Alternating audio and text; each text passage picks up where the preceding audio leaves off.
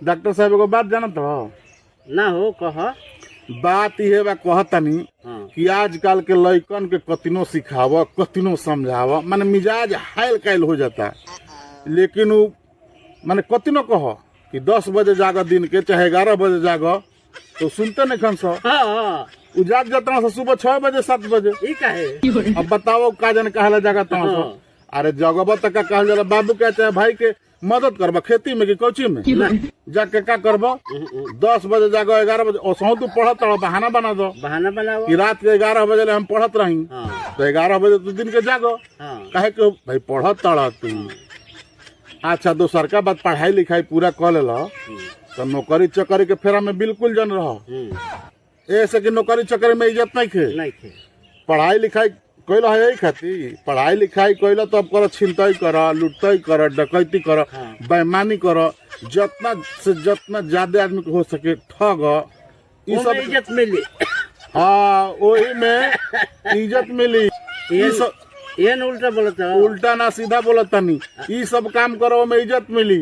इज्जत मिली। हाँ बताओ तनी। हाँ। और मान लो लुटतई करबो बेईमानी करबो कतहू जइब तारा से दुगो लेके डराई हो। हाँ, डेराई तो दुगो डराई हाँ। इज्जत मिली। हाँ। भले तू घर चले तो तार बाबू मैं तारा चलते गाड़ी सुनियो। हाँ सुनबे करे हम। हाँ तो उ इज्जत वाला बात बनू। अच्छा। मान लो नौकरी ठीक बा सरकारी नहीं मिलत प्राइवेटे करत चाहे कुछ बिजनेसे करत तो उमे इज्जत बा ना। इज्जत ऐसे नहीं खे कतहू जइब तो तारा वो जो इज्जत मिली। हाँ। आ तारा चलते तार बाबू माई के इज्जत मिली। हाँ। तो उमे इज्जत बा ना। ना। बिजनेसो मत करो ना। लूट कर मार कर डकैती कर छिनतई कर वो में नाम होई। हाँ ओमे नाम होई। हाँ। इज्जत मिली और ओमे चैन तहरा मिली हाँ। सुकून मिली। रात के जइबो हाँ। तो रात के समझ लगे नींदिए न लगी तो कितना तू सुखी आदमी बाड़ा दिन रात कबो तहरा ऊँघिए न लगी नींदे न लगी हो। अब चिंता बन रही कि फलनावा के 10 लाख मार देले बानी हाँ। काल फलनावा के 2 लाख मार देवे के बा आ कहता खराब काम कर ले तो पुलिसों का जन रात के आई। हाँ। ये सब सोच के नींद ना आई तो नींद ना आयल बढ़िया चीज बा। हाँ। अब मान लो तू आपन काम करत तड़ा बिजनेस करत तड़ा नौकरी करत तड़ा आ रात के जाते बिछौना पर ऊँघी लग जाता तो उ सुख कहाई हो ना। अपना मन से ऊँघी लग जाता तो ई सुख कहाई। हमारा तो बुझाला कि सुख ना कहे।